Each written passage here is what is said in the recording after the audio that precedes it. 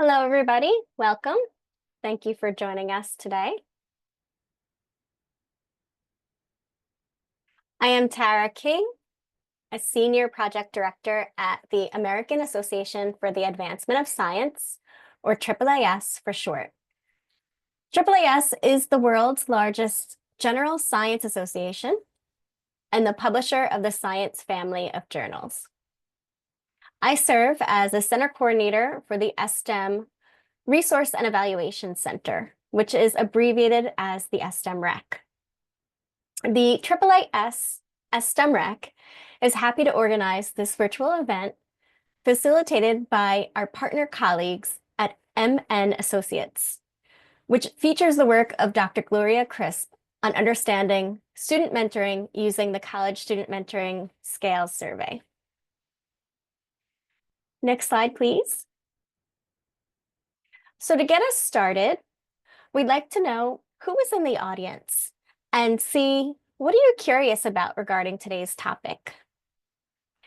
In the chat, we invite you to introduce yourself by telling your name, institution, and project track if you have an STEM award, and tell us what one or two questions do you have about the evidence-based practice of student mentoring, and also if you have any questions about assessing student mentoring.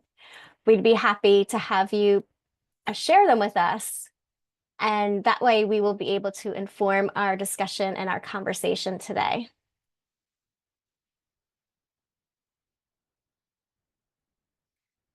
So please continue to write in the chat, introduce yourself, write your questions and curiosities about student mentoring and ways to assess it. I'm going to move forward, and thank you for sharing your questions, as it will really help us guide our discussion. Okay, let me quickly go over a few housekeeping items to help us better facilitate today's session. Please keep your microphone on mute when not speaking. However, when we get to the Q&A portion and you wish to speak to ask a question, we welcome you to use the raise your hand button, and then we'll call on you and unmute you. Throughout the webinar, however, we encourage you to continually write your questions or comments in the chat.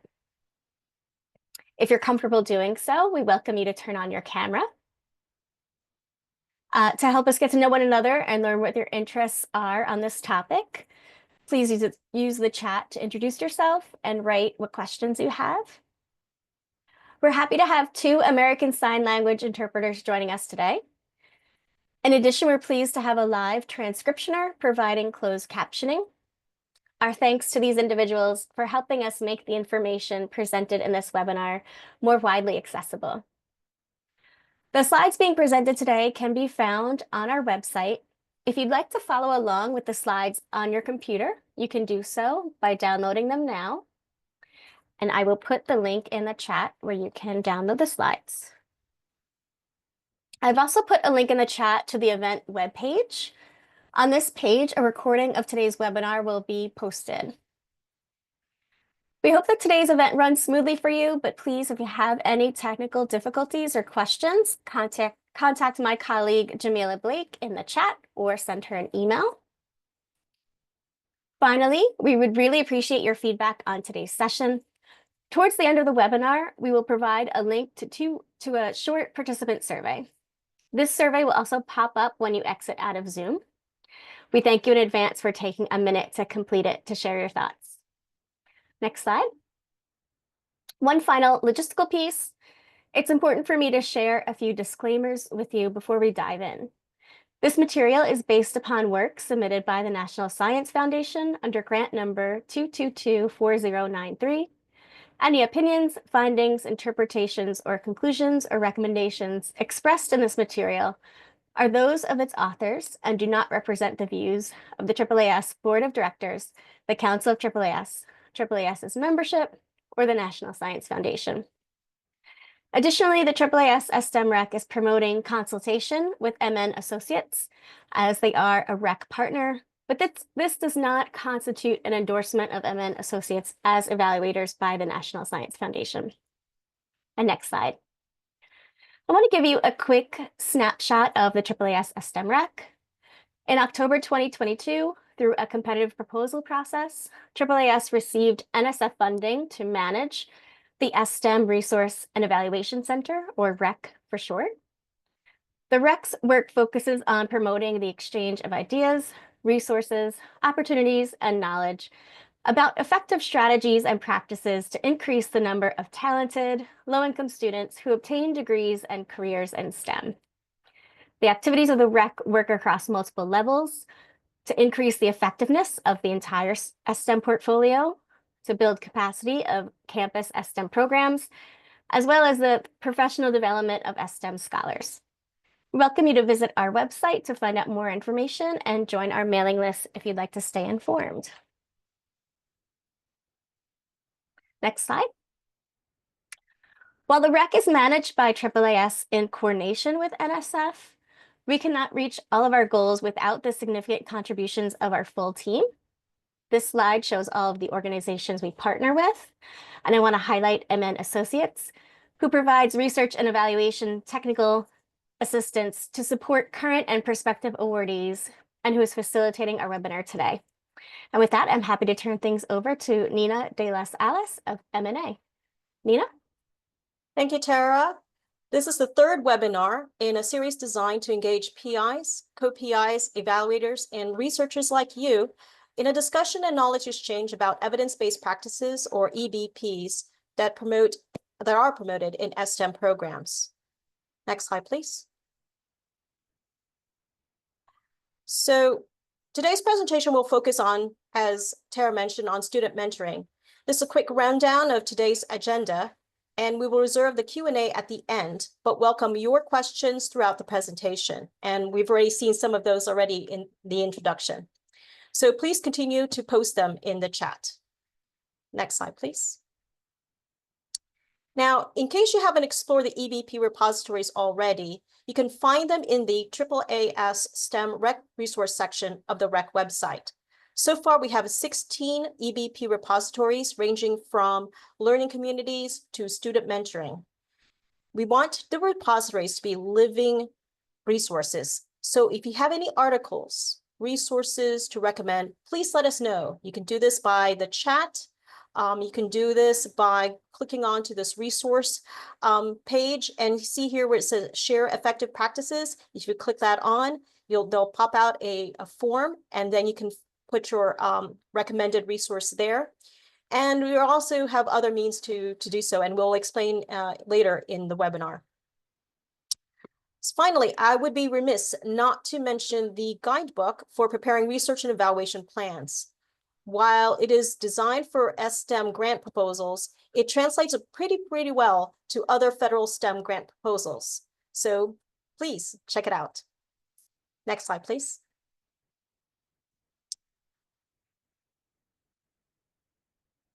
Now, it is my honor to introduce Dr. Gloria Crisp. Dr. Crisp is a professor of adult and higher education at Oregon State University. Her scholarship seeks to identify practices and policies that can reduce inequities in transfer and college outcomes for students who attend community colleges and broadly accessible bachelor's degree granting institutions. Her favorite instrument, the College Student Mentoring Scale, or CSMS, is currently being used at institutions around the world to evaluate the effectiveness of mentoring relationships. Thank you for coming, Dr. Crisp. Welcome. Thank you, Nina and Tara and Peter and Jamila and the rest of the team. I really appreciate the invitation to speak with you today. And I've prepared about a 30-minute presentation. I tend to talk a little fast when I get excited, so I'm going to do my best to pace myself. But the presentation is going to be largely about the college student mentoring scale, but I'm also going to give a little bit of context about mentoring and about how I came to this work, and I'll share a little bit about other work that I've done related to mentoring. And then I'm kind of trying to proactively respond to questions in the chat. And I'll also share a little bit about how others have used the scale, just to give folks some ideas, and then happy to answer questions. And I see a couple of friendly faces in the chat, and so excited to engage in some Q&A with you all. Next slide, please. So just to start off, I want to provide a little bit of contextual information about student mentoring. Student mentoring is highly regarded as a high impact practice, as evidenced by hundreds of programs across the country. There's no shortage of formal mentoring programs, as well as informal relationships at colleges and universities. And mentoring has been empirically shown across hundreds of studies, really, to be, on the whole, effective in and positively related to a number of academic outcomes for college students, including but not limited to persistence, GPA, retention, self-efficacy, a number of other kind of academic and non-academic outcomes. And notably, mentoring has been shown to be particularly beneficial, or at least has the potential to be beneficial for students from minoritized backgrounds, including students of color, low-income students, LGBTQ students, and other minoritized students. So there's lots of evidence that this is highly effective, and mentoring can exist in a lot of different forms, right? There's no one way to do mentoring. So relationships can be short. They can, as short as a couple of conversations. It can be, a decade or longer. Relationships exist informally and then formally through undergraduate research experiences and programs or other mentoring programs. Mentoring can have a variety of purposes and functions depending on the program or the design of the function. So some mentoring programs are meant to really focus in on research experiences and developing research skills. Others are more focused on academic and or career outcomes and supporting students in making decisions about academics and careers. And then there's a whole host of other ways that mentoring is done in functions in higher education.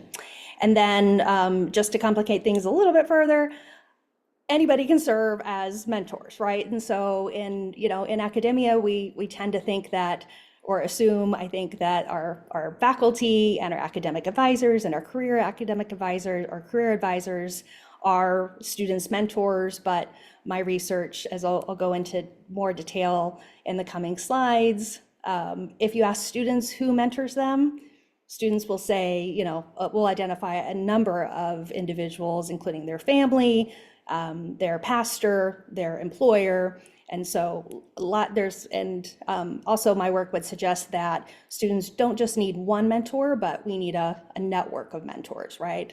Or a constellation of mentors. And so I say all that to say that mentoring is complex. It's very complex, and the research supports this.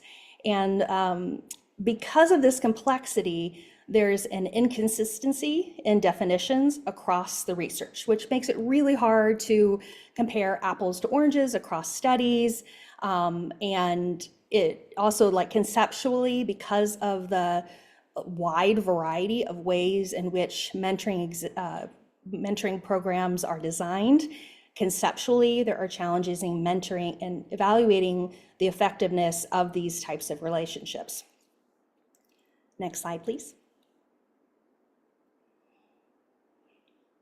So my work over the past couple of decades has been focused on addressing those challenges. So my work is grounded by and tries to respond to definitional, conceptual, and theoretical challenges within the mentoring literature. And what I'm here to talk with you all about today is the College Student Mentoring Scale.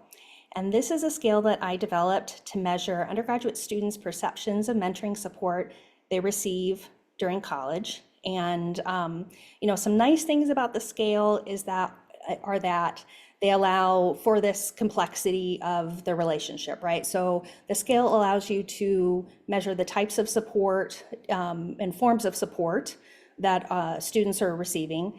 And it doesn't assume that one person is a mentor. It doesn't assume that folks are getting one type of experience from a mentoring program. It's written pretty broadly intentionally.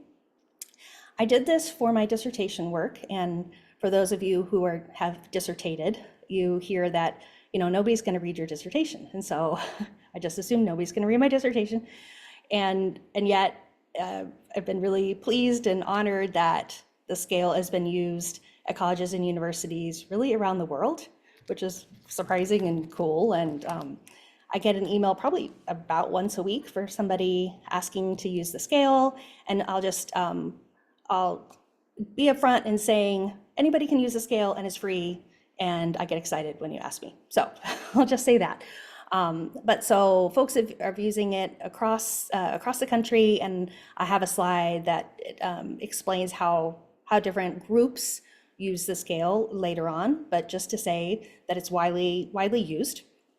And the scale includes 25 close-ended questions that are measuring 4 types of interrelated mentoring support, which I'll go over in the next couple slides.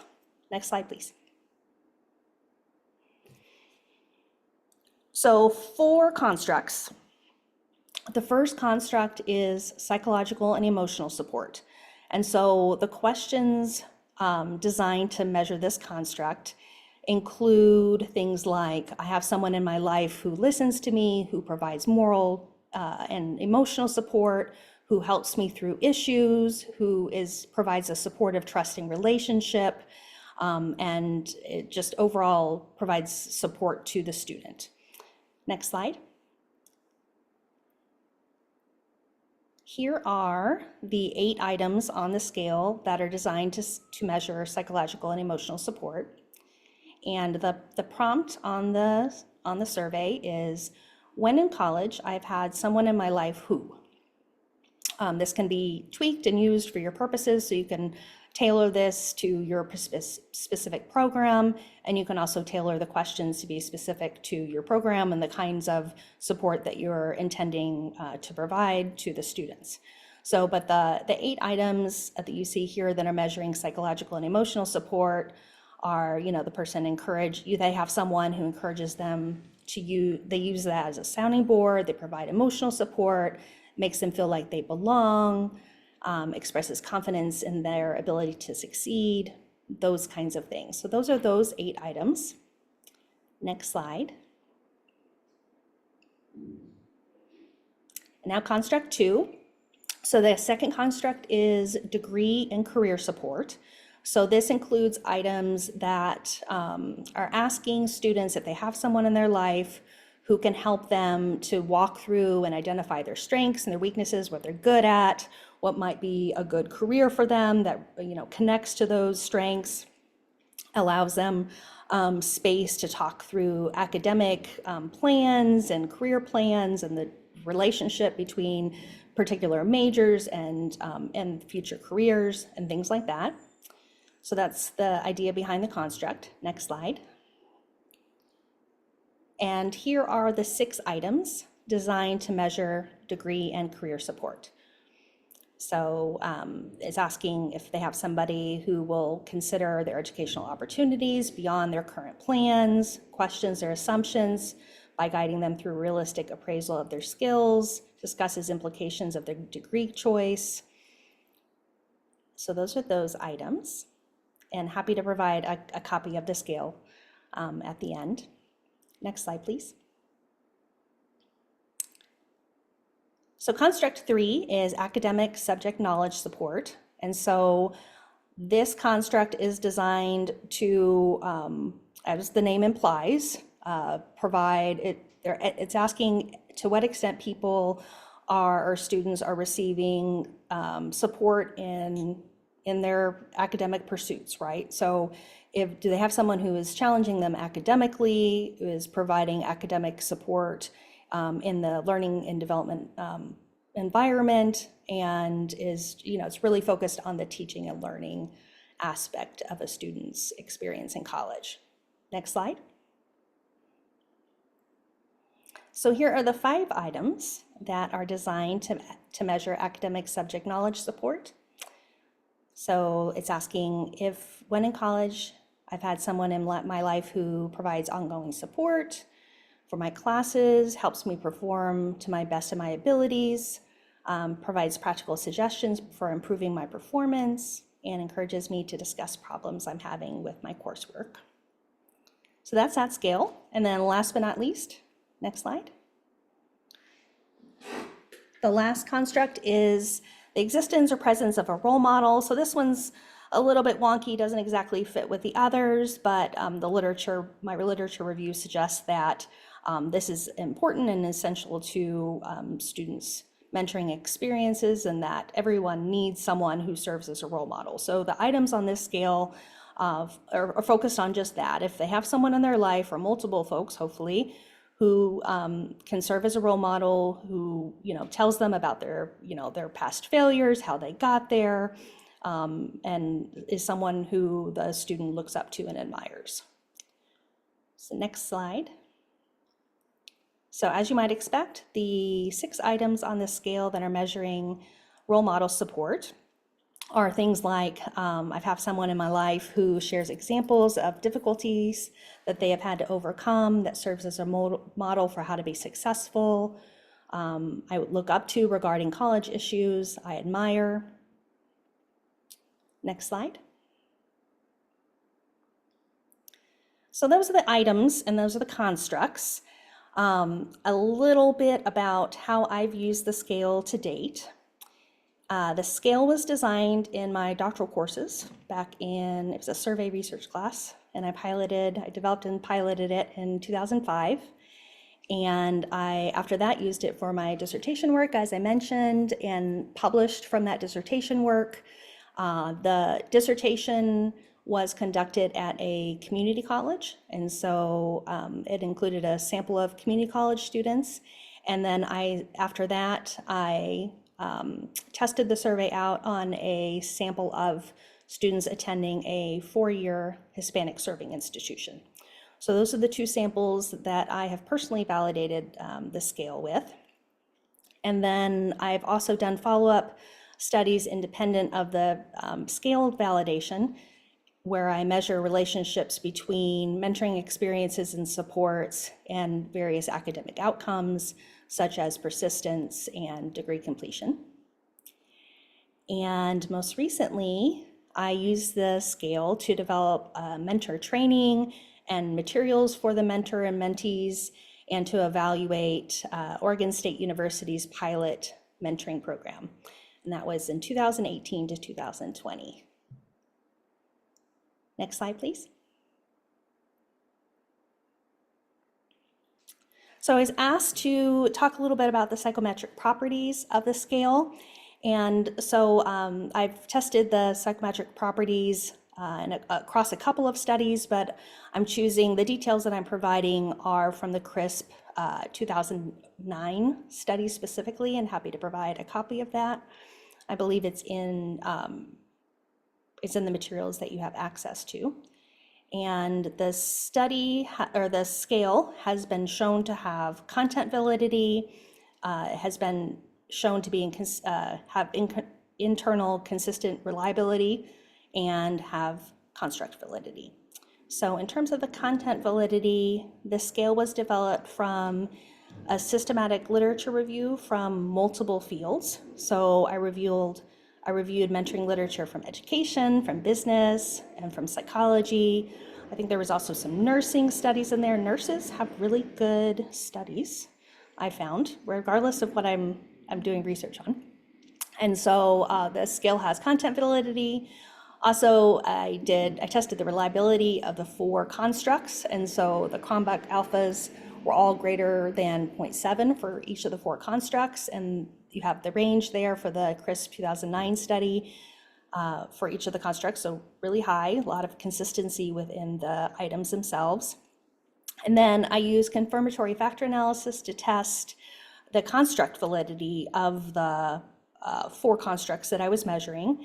And for those of you, I don't want to bore you too much, but for those of you who are into confirmatory factor analysis, you are assessing the goodness of fit, and through various indices, fit indices, so the fit of the data, the models to the data, and a way that you do this, a best practice with confirmatory factor analysis, is that you test multiple models. And so I had my hypothesized model, which hypothesized that mentoring was made up of 4 types of interrelated types of support: the psychological and emotional support, the degree support, the academic knowledge support, and the presence of a role model. And I further hypothesized that those types of support were going to be interrelated with one another. And then I had some alternate models and a baseline model that I tested as well. And what I found is that my model, which was model 3, was found to be the most, have the highest level of construct validity, and was the best fit and a good fit to the data, as evidenced by the residuals and the goodness of fit indices, which are detailed in the paper if you're curious. This is a long time ago, so I had to pull it out and reread the paper this past week, because I myself couldn't remember exactly what I did. And then I also tested, and I was interested in if all these constructs measured a higher order factor of mentoring. And what I found there is that yes. So the survey was found to measure a higher order factor of mentoring, so this broad concept of mentoring, as well as these 4 interrelated constructs or types of support. And then I had a couple of additional research questions where I was assessing whether the perceptions and whether the items loaded differently or similarly across genders. This was 20 years ago, so I just had the 2 genders, apologies. And I found invariance there. So variance is difference. So invariance is a lack of difference. So there was similarities between males and females, but then there was variance or difference found across the racial groups. And I subsequently kind of dug into what that means and the how and why in qualitative research, which I'll talk about in a minute. Next slide. So the survey work is part of a broader research agenda of mine, which centers on mentoring and how students experience mentoring and what they need from different mentors in their lives. And so in case it's helpful, I wanted to mention a couple of other studies that I've done, and then I have a slide at the end that has citations for all of these, and happy to email you copies if you don't have access from your institution. So I've done a couple of systematic literature reviews, which are comprehensive literature reviews, starting with Crisp and Cruz in 2009. And then more recently, it was really fun. Myself and several other mentoring scholars from across the country got together, and we wrote an ASH monograph. ASH stands for the Association for the Study of Higher Education. And that's one of my scholarly homes. And so they have a monograph series, and the monograph is basically a literature review.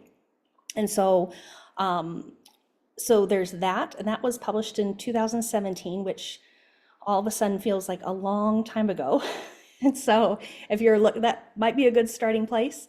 But then more recently, the National Academies put out a comprehensive report on student mentoring. Happy to share that citation. And then there's been 2 other literature reviews on mentoring published in the last couple of years. So there's no shortage of literature reviews to get you started and to support your work. I've also done some qualitative research. And so I was part of a NSF Noise grant years ago, and that allowed me to both, I did some work with the scale there, and then I also got to talk to community college students who were intending to transfer to a 4-year institution and become a K-12 teacher. And so I did, my team and I did lots of interviews with those students, and it was a diverse sample and allowed us to really understand the differences in how different students from different backgrounds understood and experienced mentoring. And so that was really illuminating work. And so there's some citations there if you're interested. And then for folks, I thought it might be helpful because there is a shortage of conceptual work related to mentoring. And so if you're needing a starting place for a conceptual framework for your grant, then a good place to look might be this is the same reference to the ASH monograph that I mentioned earlier, so the Crisp et al. 2017. In our last chapter, we have a conceptual framework that I would love for folks to test and make better, because it's just a starting place. But so check that out if that would be helpful for you. And then last but not least, I'm really excited. I have a conceptual model of critical student mentoring under review, and I'm putting forward this concept of critical mentoring moments, and a conceptual model, as you know, implied in the title, of critical student mentoring that brings in critical theory and is focused on the teaching and learning environment, and in professors using employing these critical mentoring moments in their everyday teaching and advising practice. So hopefully that'll, knock on wood, wish me luck, that will be published soon. Next slide. All right, so this is maybe what most of you care most about, and that is the ways in which the college student mentoring scale has been used by researchers and mentoring programs. So a couple of buckets here. There's a number of folks who ask me to use the scale to assess the need for a mentoring program. So, there's issues with student success, and there's an assumption maybe that a mentoring program would be useful and that students aren't receiving mentoring support on or off campus. And so they use the scale to assess the types of support that students need, and where as a needs assessment sort of, right? To identify the gaps. And that is also can be helpful with that second bucket, to use then the subscales to identify different types of support that students might need from a program or the institution. So it can be really helpful for program design, right? And identifying, if everybody already has enough degree and career support, then maybe the program should focus on academic subject knowledge support, as an example, or psychological and emotional support. So those are kind of on the front end, and researchers are also using the scale to disaggregate by student characteristics and design program-specific components or programs that are identified for specific groups of students. I've done that myself. And then existing programs use the scale to measure the effectiveness of their programming efforts. In a perfect world, and I strongly recommend, when possible, that you do a pre and post test with the survey, and because you can, measure gain scores that way. But if you don't, if you have an existing program, even without the pre-test, this can be a useful way to gauge the types of support that your program is providing to students. And then last but not least, program staff may merge the survey data with student records, institutional records, to measure the relationship between mentoring and various KPIs or outcomes. Next slide, please. All right, there's some select references. It looks like Tara has been putting links to publications in the chat as well, so I appreciate that. Next slide. And here is my email address. If you'd like to use the scale, please shoot me an email. And I will promise I will say yes. But I would appreciate knowing kind of who's using the scale, and also happy to, in that email exchange, answer any questions, provide additional resources, and that kind of thing. All right, happy to answer any questions and look forward to this conversation. Thank you, Gloria. So we've got lots of questions popping up, and even have one that I'm going to put up a front because just flows so well from your couple of slides back. So one question from Sarah Baldock is it's about the regard of the length of the survey. What would happen to the validity of each construct if we chose to select only some of the questions in each of the categories? And then question 2, what are the scales used? Agreement scale. Oh, okay. Yes. Good question, Sarah. Thank you for those. To your first questions, what happens if you don't use all the items?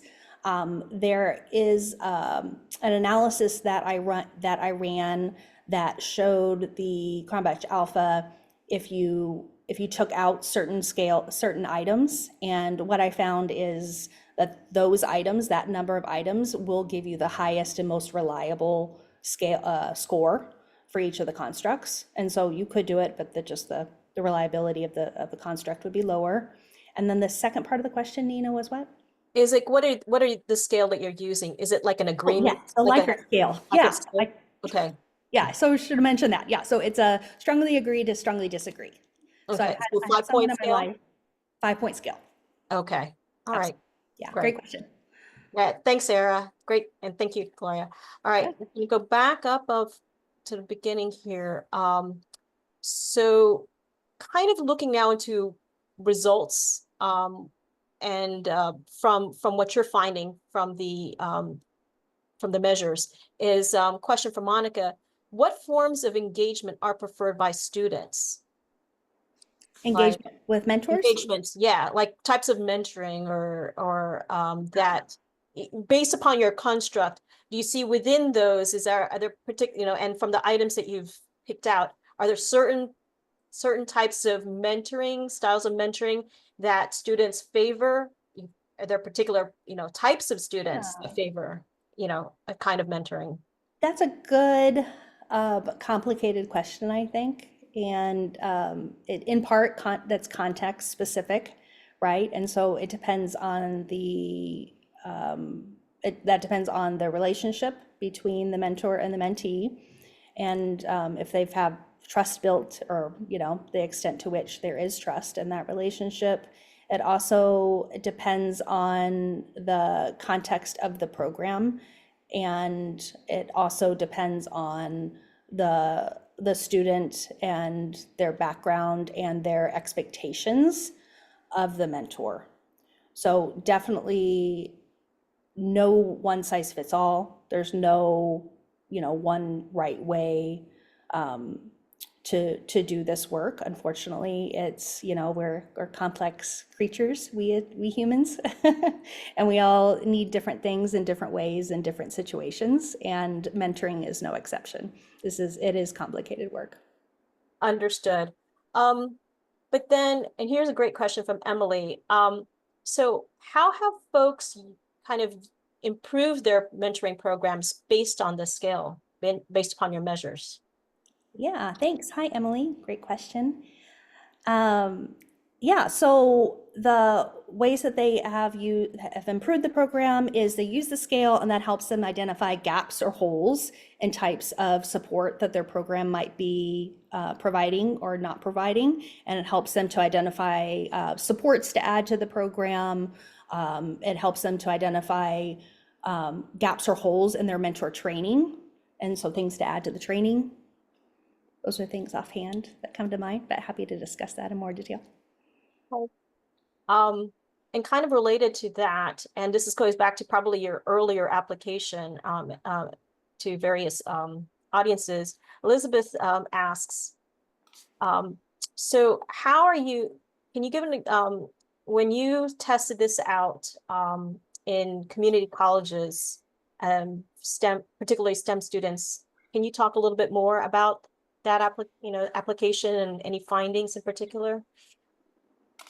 Sure. Yeah. So full disclosure, I'm a community college scholar, and I really did design this for community college students. So I designed the scale and the items and asked the questions in a particular way to be accessible and relevant for community college students. So I'll just say that, including but not limited to defining mentoring for them at the beginning of the survey. I found that I didn't want to do that. I didn't want to bound them in that way. And I went in with an assumption from the literature review that the students would all have different experiences and define mentoring and have a variety of mentors in their life. And so I didn't want to box them in that way.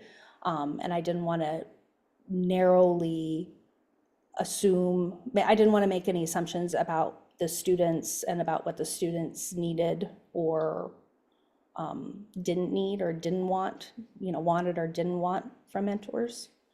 So if I had designed the survey for students attending an elite institution or my institution, Oregon State, I think I would have, and others who have used the scale for different types of institutions have tweaked the items to be specific for the students in their context.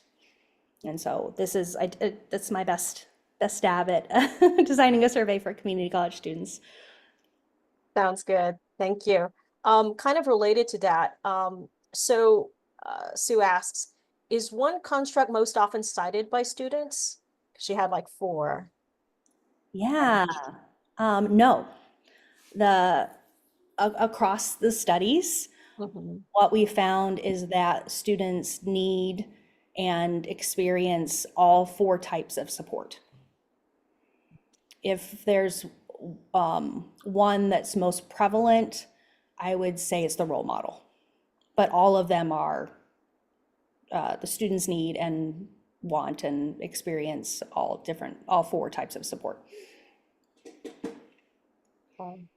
All right. We have a question again, going back to a little bit on that validity and reliability is. No. Okay. From Caitlin. Do you see any potential changes to the questions or validity or different trends from students in the post-COVID era more focused virtual interactions? That's a great question. And the answer to that is I don't know, because I haven't used the scale in the last 5 years. But a number of folks are using the scale and they are grant funded projects. And so I always ask, just full disclosure, when you ask me to use the scale, I say yes, and please send me a copy of what you learn. And very few people do. I think they forget because it's years later. And so I haven't recently read the research and so I don't know, but that's a really good question. And I would love to know the answer to that. And so hopefully there are folks trying to answer that question. Thank you. Let me see if there are other kind of questions.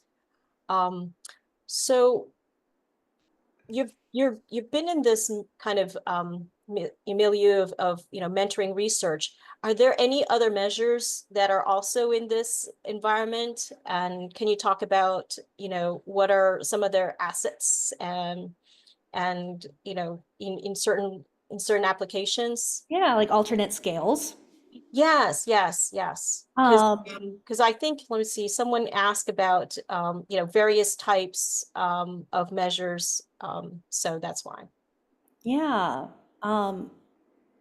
I think one of the reasons why folks use my scale so frequently is it's one of the only ones that is specifically measuring student mentoring and undergraduate student mentoring.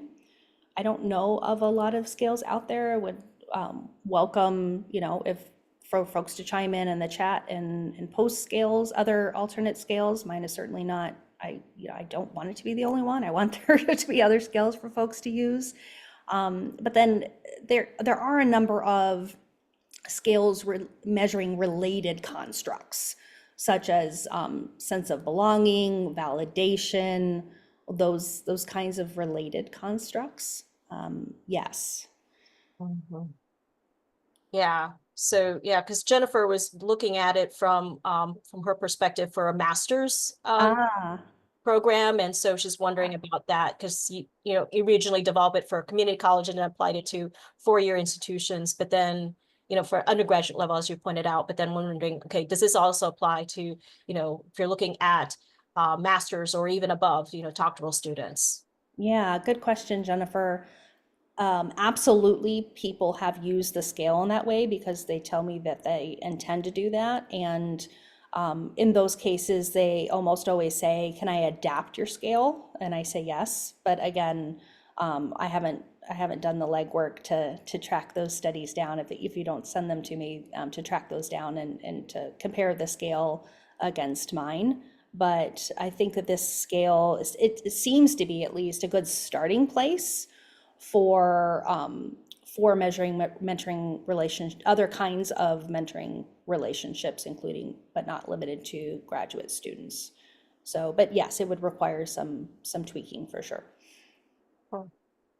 You mentioned earlier in part of your presentation was that ideally this is not coming from one person. They're coming basically, you say a network of mentors. Since we're talking about from an academic perspective, can you elaborate a little bit more on that response and your comment, and what can what can faculty and other higher ed administrators do to kind of promote that network of support in mentoring students? Yeah, great question. So let me start with the last part of the question. What can we do to promote that? And I would say in the program design, all too often programs are designed as a one-on-one relationship between two peers or a student and a faculty member. Those are the most common arrangements in designing a mentoring program. And the reality is that we all need lots and lots of mentors and different kinds of mentors, and it's really, to me, not fair to expect one mentor to be everything that a student needs. Even just looking at the four constructs, not all of us have the same strengths. Right? So not all of us are going to be able to provide emotional, psychological, and emotional support in the same ways that we can provide degree and career support, as one example. And also for sure for role models, our students of color, and there's absolutely a need to see mentors who look differently and who they can identify with. And so in part in the design, at Oregon State, I mentioned that I use the scale for our mentoring work and our program. So we have a program called Beaver Connect. That is, what we do is we pair a faculty mentor and a student mentor who work as a team, and with between 1 to 5 students. And so that group of 4 to 7 student or 4 to 7 folks, we work together, and so you have basically 2 mentors, a minimum of 2 mentors in that relationship. And then you also, what ends up happening is the student who is identified as the peer mentor certainly is providing that peer mentor support, but the other students are also learning from each other, right? And so there's lots of different types of learning. When I'm a mentor, always learn from the students. So it's a reciprocal relationship that's mutually beneficial between the team. And another thing that we do with the Beaver Connect program is we very intentionally, as mentors, seek to build students' mentoring network, right? So it's an expectation that we are walking the student to the financial aid office and to around campus and introducing them to folks who we know who have grants, who might have need an RA or an undergraduate research assistant as part of their grant. And so we're also intentional and very mindful of expanding the students' network as part of the program. So I would say, the design in a perfect world could be intentional in that way. And then, okay, it's been too long, Nina. What was the first part of your question? Sorry. No, that's fine. No, that's what worked well. What I want to do is just have maybe a couple of minutes here left. Is if anybody wants to pose their questions by voice, you're more than welcome to. Just raise your hand and we can capture you.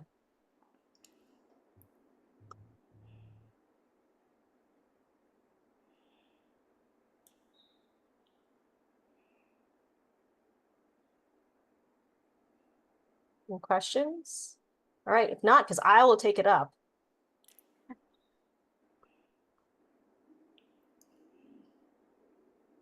Okay, well, my last question would be is, did you find anything, unusual or different in your research? So anything unusual as a result of having implemented this a number of times in a number of settings?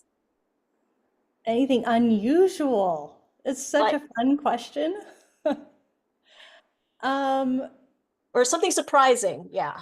Yeah, I mean, I think the surprising thing for me is the ways in which we all perceive mentoring differently. I feel like I'm constantly learning, and I'm constantly interested and surprised and, talking with students about their mentoring experiences, about what they share.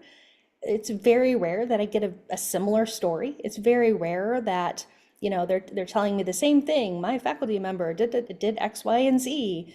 But rather it's, as an example of that, who students identify as their mentors when during the interviews, I would ask well, so, who are the people who are providing you support, or who might you call a mentor? And it's the neighbor down the street. It's the, these people who I never in a million years, if I was listing mentors on a scale, I wouldn't have thought of that. And so if I've learned anything, it's that we all have more to learn, and that to not force a definition of mentoring, or force students, or assume that students need or experiencing mentoring in a specific way, and to really have that in the back of our head when we're designing mentoring programs, that it's not a one size fits all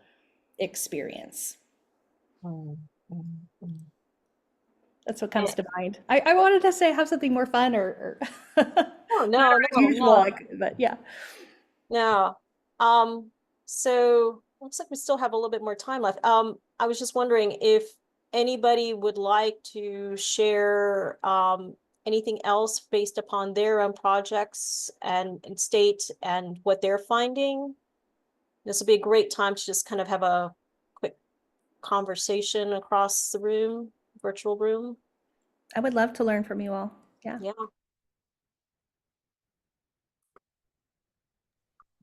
I Does can anyone? I can unmute and share if Sure. anyone else wants to go first. No. So I'm Emily Kramer. I'm from the Ohio State University. Dr. Crisp, hi, I met you at the Council for the Study of Community Colleges. I was one of those fangirls that was like, I used your textbook in my class this semester. But so one of the reasons why I was interested in attending today is because my Ohio State, we have a new NSF grant where we are looking at bringing both community college students and students from an HBCU onto Ohio State's campus over the summer to participate in a summer program on renewable energy. And so we're looking at different scales that are I just, as you said, like focusing on different subpopulations and some of the mainstream ones. Like there was one scale that we were looking at that was more related to like STEM and like women and mentoring. So I'm very much interested in your scale, so I'm probably going to be messaging you tonight or tomorrow to just kind of share a little bit more about it. So we would like to add a mentoring scale into the evaluation part of the project, and so this was very beneficial. And yeah, and once again, we are going to have community college students as a part of this. And so, yeah, I think I think it's helpful to know that like this was what the population that this scale was designed for. Thanks for sharing, Emily. Let's see here, there's anyone else?